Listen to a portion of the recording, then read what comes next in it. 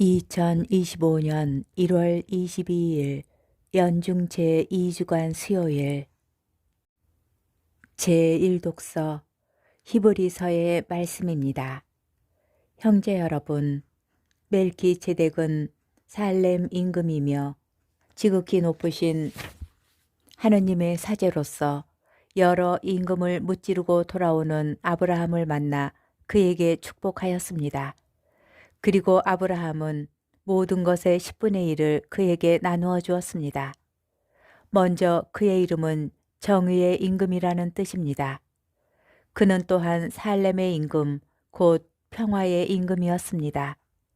그는 아버지도 없고 어머니도 없으며 족보도 없고 생애의 시작도 끝도 없는 이로서 하느님의 아들을 닮아 언제까지나 사제로 남아 있습니다. 멜기ጼ덱과 닮은 다른 사제께서 나오시면 더욱 분명해집니다. 그분께서는 육적인 혈통과 관련된 율법 규정이 아니라 불멸하는 생명의 힘에 따라 사제가 되셨습니다. 너는 멜기ጼ덱과 같이 영원한 사제다 하고 성경에서 증언하기 때문입니다. 주님의 말씀입니다. 복음 마르코 복음 3장 1절에서 6절의 말씀입니다. 그때에 예수님께서 회당에 들어가셨는데 그곳에 한쪽 손이 오그라든 사람이 있었다. 사람들은 예수님을 고발하려고 그분께서 안식일에 그 사람을 고쳐주시는지 지켜보고 있었다. 예수님께서 손이 오그라든 사람에게 일어나 가운데로 나와라 하시고 그들에게 말씀하셨다. 안식일에 좋은 일을 하는 것이 합당하냐? 남을 해치는 일을 하는 것이 합당하냐? 목숨을 구하는 것이 합당하냐? 죽이는 것이 합당하냐? 그러나 그들은 입을 열지 않았다. 그분께서는 노기를 띠시고 그들을 둘러보셨다. 그리고 그들의 마음이 완고한 것을 몹시 슬퍼하시면서 그 사람에게 손을 뻗어라 하고 말씀하셨다. 그가 손을 뻗자 그 손이 다시 성하여졌다. 바리사이들은 나가서 곧바로 헤로데 당원들과 더불어 예수님을 어떻게 없앨까 모의를 하였다. 주님의 말씀입니다. 오늘의 묵상.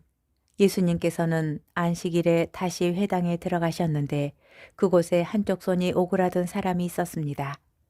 그리고 예수님께서 안식일에 그 사람을 고쳐주시면 고발하려고 지켜보는 이들도 있었습니다. 그들의 관심은 오직 자신들과 다른 관점을 가진 예수님을 어떻게든 망신주고 혼내는 데만 쏠려 있습니다. 그들은 고통받는 이가 온전해지는 일 따위에는 아무 관심이 없습니다. 예수님께서 손이 오그라든 사람에게 말씀하십니다. 일어나 가운데로 나와라. 아마도 고발하려는 자들이 그를 바라보게 하려는 의도였을 것입니다. 그 불행한 모습을 바라보며 연민을 가져 그 무디고 완고한 마음에 조금이라도 균열이 생기기를 바라셨겠지요. 예수님께서는 먼저 말씀으로 그들을 부드럽게 다독이시며 물으십니다. 안식일에 좋은 일을 하는 것이 합당하냐? 남을 해치는 일을 하는 것이 합당하냐? 목숨을 구하는 것이 합당하냐? 죽이는 것이 합당하냐? 그러나 그들은 끝내 입을 열어 대답하지 않습니다. 입도 마음도 모두 닫혀 있습니다. 그들은 무덤과 같습니다.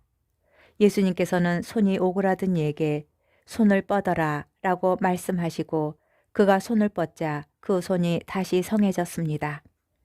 그러나 예수님의 적대자들은 곧바로 나가서 예수님을 어떻게 없앨까 모의하기 시작합니다.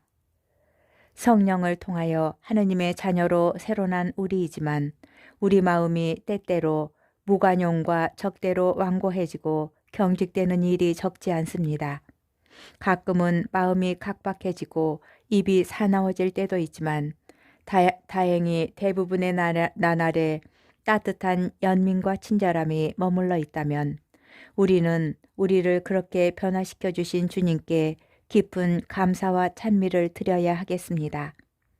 주님 사랑 덕분에 우리가 그리 된 것이니까요.